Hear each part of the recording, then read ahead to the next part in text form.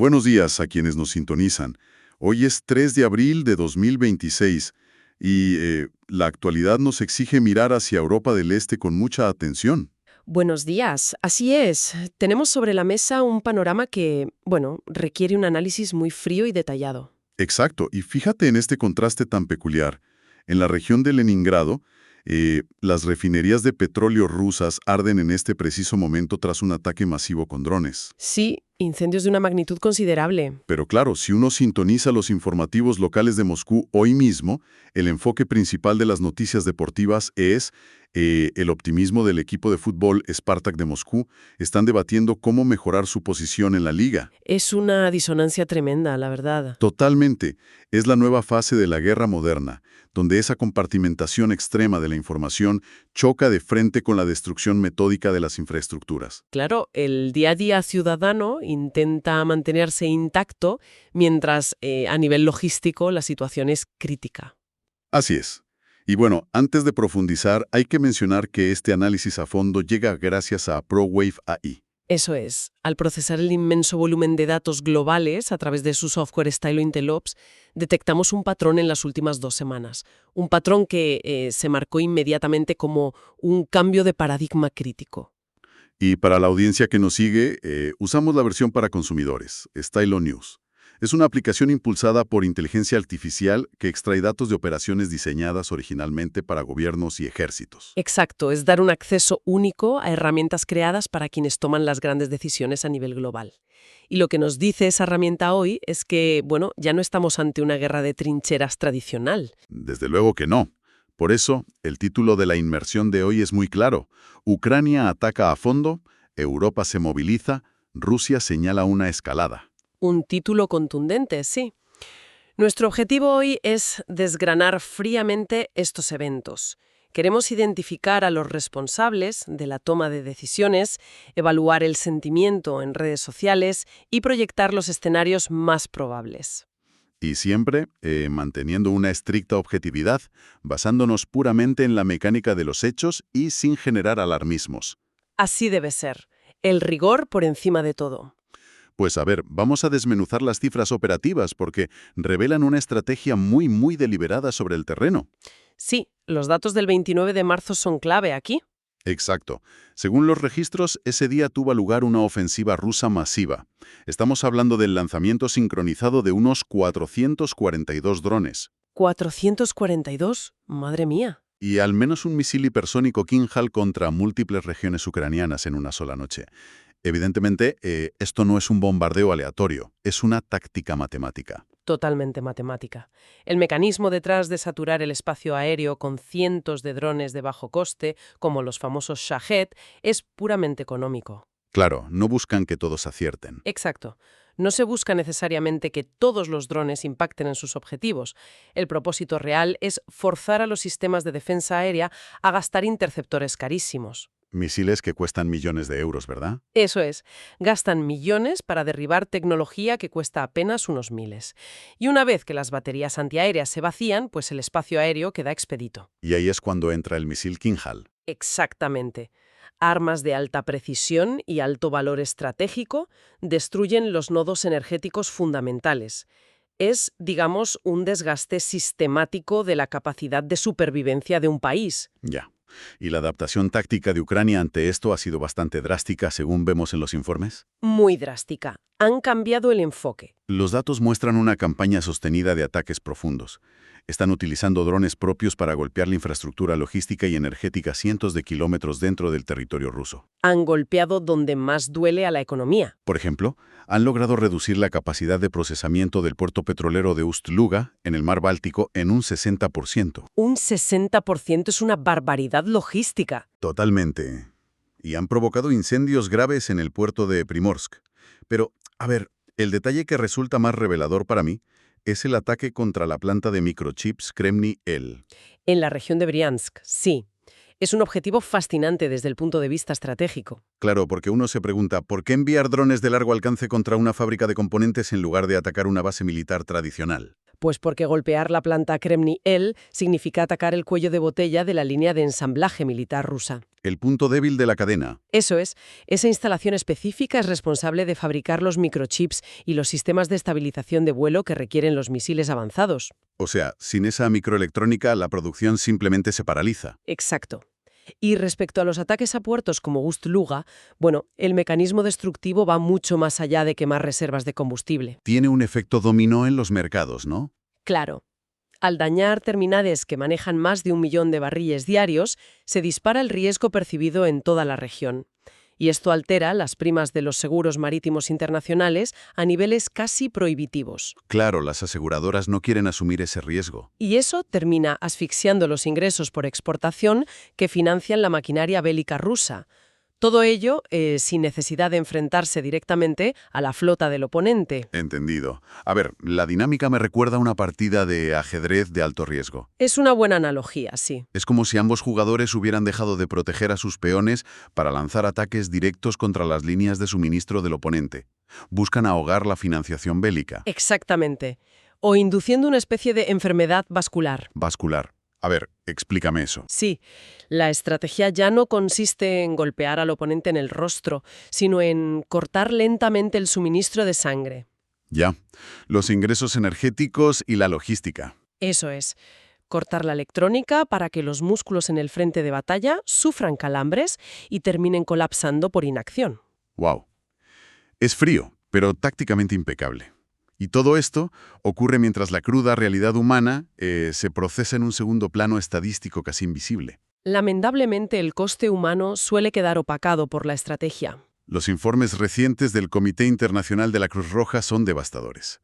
Revelan que la institución facilita el intercambio de unos 1.000 cadáveres al mes. 1.000 al mes. Es una cifra escalofriante. Sí, las capacidades forenses están completamente desbordadas intentando procesar semejante volumen de bajas. Y ese nivel de atrición, junto con el daño infraestructural masivo, es exactamente lo que dicta los movimientos diplomáticos actuales, o más bien, su absoluto estancamiento. Porque están directamente correlacionados, claro. Totalmente. La intensidad de las operaciones militares está ligada a la falta de concesiones en la mesa de negociación.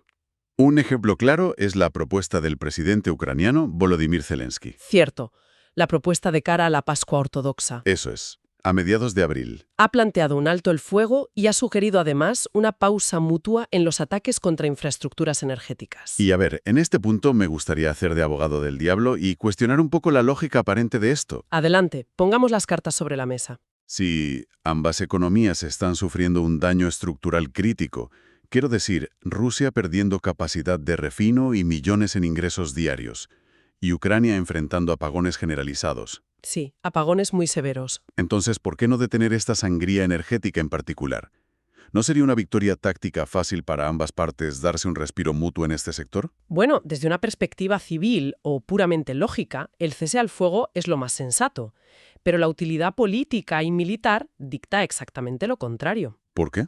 Porque para las fuerzas ucranianas, golpear las refinerías rusas representa ahora mismo la única palanca asimétrica verdaderamente efectiva que poseen. ¿Su única forma de presionar de verdad? Exacto. Es su forma de llevar el coste de la guerra al interior de Rusia. Renunciar a esa presión sin obtener garantías tangibles a cambio significaría ceder su mejor herramienta de negociación. Ya lo veo. ¿Y por el lado de Moscú?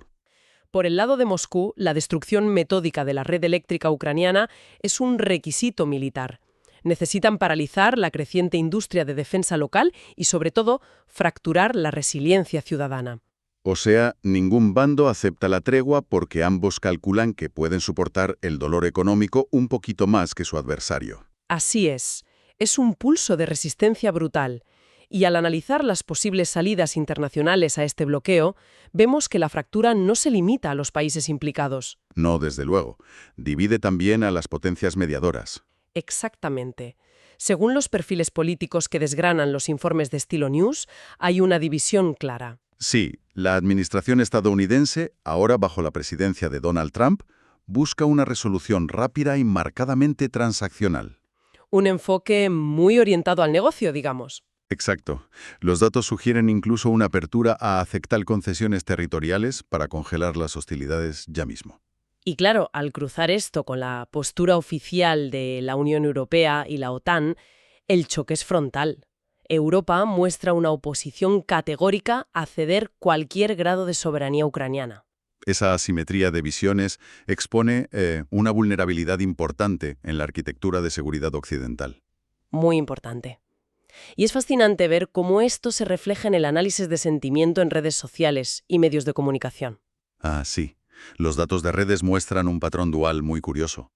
Cuéntanos, ¿qué indican exactamente? Pues por un lado, se detecta una clara fatiga entre la población europea y norteamericana, tras años de conflicto continuado.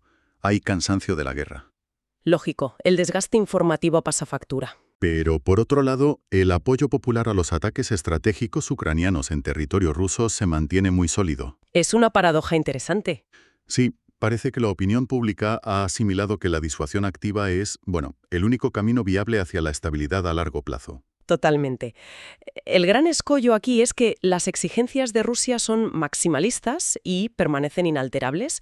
Piden como condición previa la retirada ucraniana de los territorios del Donbass. Y eso neutraliza de facto cualquier plan de mediación occidental. Absolutamente. Y dado que la vía diplomática convencional está en dique seco, el conflicto genera estas ondas expansivas que alteran la seguridad de todo el continente europeo. Las famosas amenazas híbridas, ¿verdad? Eso es.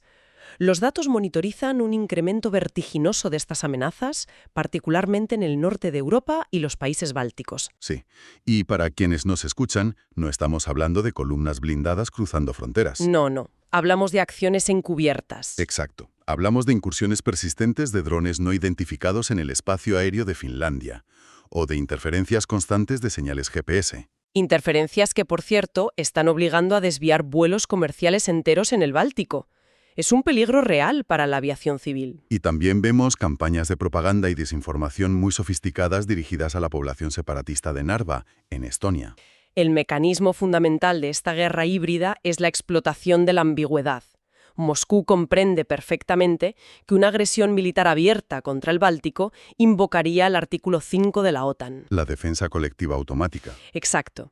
Por ello, las operaciones se mantienen deliberadamente por debajo de ese umbral crítico, en la denominada zona gris. Claro, al interferir una red o lanzar un dron sobre infraestructura nórdica, obligan a los parlamentos a debatir interminablemente. Eso es. Debaten si se trata de un simple fallo técnico, de espionaje o de un acto formal de guerra. Y ese estado constante de incertidumbre busca desgastar los nervios de los líderes políticos. Buscan fracturar la cohesión interna sin llegar a disparar munición convencional. Una táctica de manual. Y esa fractura ya es cuantificable en la política interna de los propios Estados miembros. Fíjate en Alemania, por ejemplo. Sí, el caso alemán es muy revelador ahora mismo. Tino Chrupala, el líder del partido Alternativa para Alemania, aboga abiertamente por la retirada total de las tropas estadounidenses del territorio alemán para el año 2029. Piden una desconexión total de la Alianza Atlántica. Sí. Y mientras tanto, la represión de voces disidentes en Rusia continúa sin freno. Recientemente han designado a Nina Khrushcheva, la bisnieta del histórico líder soviético Nikita Khrushchev, como agente extranjera. Un movimiento muy simbólico para silenciar a la élite intelectual. Pero, a ver, el obstáculo político más inmediato en Europa ahora mismo proviene de Hungría. Cierto. Han bloqueado un paquete de préstamos de la Unión Europea por valor de 90.000 millones de euros, complicando muchísimo la financiación ucraniana. Un bloqueo total. Pero, explícanos, ¿cuál es el mecanismo exacto por el cual un solo Estado paraliza la financiación de toda una coalición? Bueno, el derecho a veto dentro de la estructura de la Unión Europea funciona como una herramienta de apalancamiento geopolítico tremenda. Una carta de chantaje, casi. Podría decirse, al paralizar esos 90.000 millones de euros, que son vitales para mantener operativo el Estado ucraniano, Budapest ejerce una presión enorme sobre Bruselas. ¿Para conseguir qué exactamente? Principalmente para descongelar fondos de desarrollo destinados a Hungría, que estaban retenidos por disputas institucionales previas. Y paralelamente, esto le permite a Hungría mantener canales diplomáticos y acuerdos energéticos preferenciales con Moscú. Entiendo. Es un movimiento de optimización de intereses nacionales puro y duro. Exacto. Pero el efecto secundario es que retrasa y debilita la capacidad de respuesta de todo el bloque europeo. Y todo este panorama tan inestable explica por qué las cúpulas militares están elevando el nivel de alerta pública. Las señales son fuertes. Muy fuertes. El jefe de defensa de Dinamarca, por ejemplo, ha advertido públicamente. Sí, ha declarado que Rusia podría tener la capacidad de atacar a un país de la OTAN antes de 2030. Y vemos a Polonia y Estonia destinando presupuestos históricos para fortificar sus fronteras. Acelerando su cooperación defensiva al máximo. Además, los informes mencionan mapas filtrados que trazan supuestas rutas de invasión rusa hacia capitales como Tallinn, Riga y Vilna. Esa es la información que genera más inquietud social. Precisamente, por eso te pregunto, si analizamos esta información con absoluta objetividad, ¿cómo debe interpretar la audiencia estas proyecciones sin caer en un pánico infundado? Es una pregunta clave. La doctrina de inteligencia requiere siempre separar la intención a largo plazo de la capacidad inmediata. Diferenciar lo que quieren hacer de lo que pueden hacer. Exacto. A corto plazo, la probabilidad de una invasión convencional inminente es extremadamente baja. La capacidad del ejército ruso para sostener un nuevo frente contra la OTAN no existe ahora mismo. Porque sus recursos logísticos y humanos están totalmente absorbidos en el frente ucraniano actual. Precisamente. No hay un riesgo inminente de invasión terrestre en el Báltico en los próximos meses. Sin embargo, las acciones de coacción híbrida, que mencionábamos antes, sí tienen una alta probabilidad. Entonces, ¿por qué esas declaraciones tan alarmistas desde Dinamarca o Polonia? Responden a una necesidad de planificación estatal.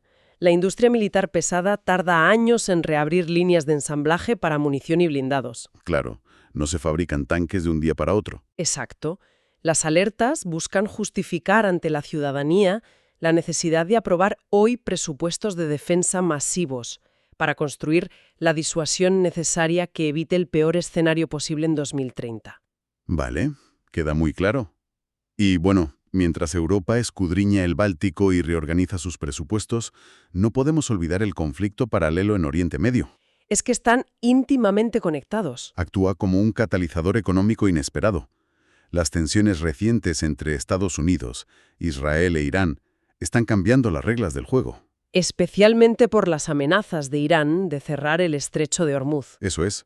Y esas amenazas tienen ramificaciones inmediatas en la financiación militar de Europa del Este.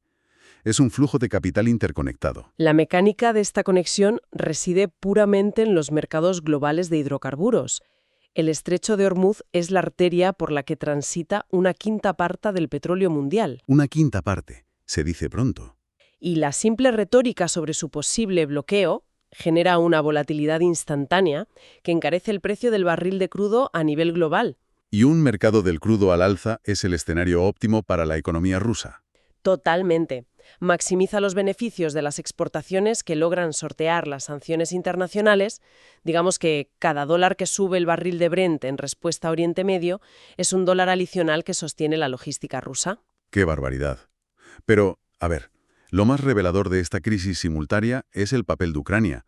Lejos de actuar únicamente como un receptor pasivo de armamento occidental, el país se está transformando.